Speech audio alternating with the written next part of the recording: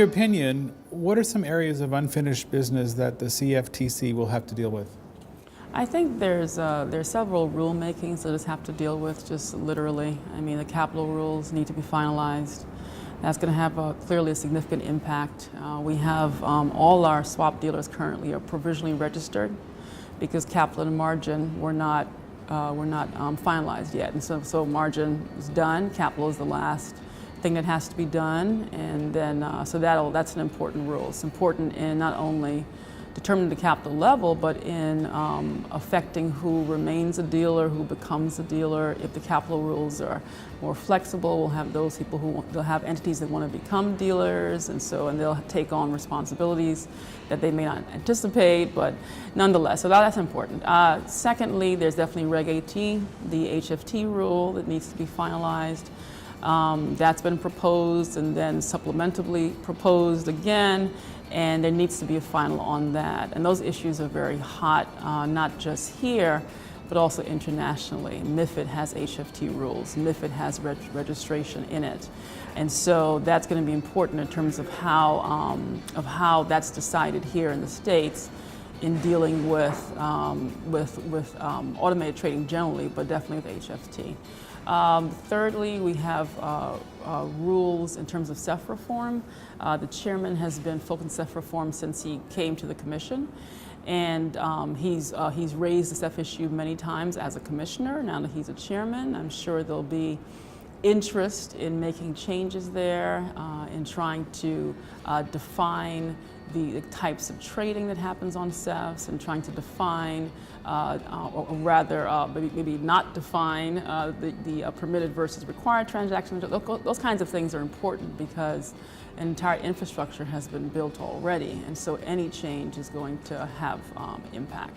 Those are areas in terms of rulemaking where it's unfinished business, but then in terms of the equivalence discussions, that's going to be a major area. We have the MiFID equivalence. We also have discussions about re-examining CCP equivalence and other areas in which equivalence may come up sooner rather than later. So I think that's definitely unfinished business.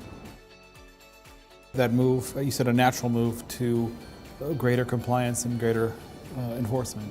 Yes, because since Dodd-Frank, our resources have really been channeled at rule writing for obvious reasons, many rules to be written, but most of them have been done by now. There's definitely unfinished business there, but for the most part we're transitioning away from that.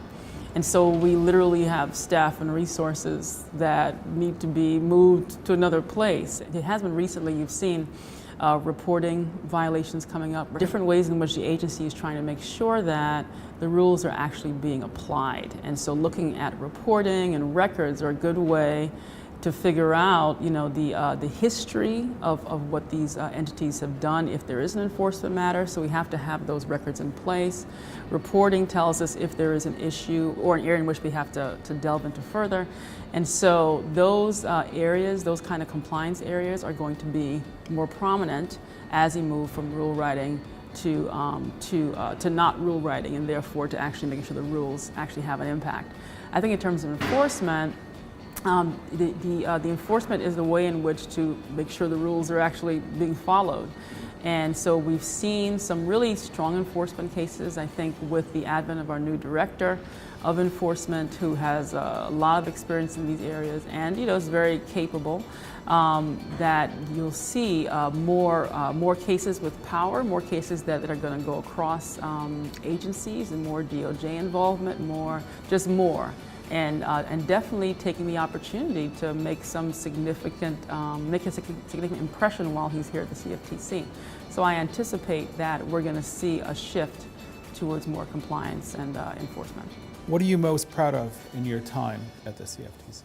Well, there are many things that I'm proud of in terms of positions that the commissioner took, really based on having a market risk focus, and and so just having that laser focus on market risk, not having regulation for regulation's sake, but really regulation that really was targeted at the risk itself. I feel very proud that I maintained that while I was there, and definitely helped my commissioner to maintain that. I think the Market Risk Advisory Committee actually was extremely helpful definitely helpful in the discussion, debate about CCP resilience. And CCPs are very important to our system. Having the proper risk management for entities that really have to be impartial in terms of risk, that have a lot of collateral, have a lot of money sitting there, that really the whole system relies on for continuity purposes. I think making sure that CCPs are as resilient as possible is a very important goal. And the Market Risk Advisory Committee put out recommendations along those lines that have been well received. I mean, I've heard people in different quarters saying that they've used these recommendations to make changes within their own organization. And so I think that's important. I mean, definitely in an environment in which there's lots of discussion about resolution and kind of the end game for CCPs, that is a much worse option than making sure that the CCPs are resilient in the first place. And so having added to that discussion, having added productively to that discussion is something that I'm very proud of. Thanks for watching this video interview. Like what you saw? Click on the link here to subscribe and stay up to date on FTF News content and events.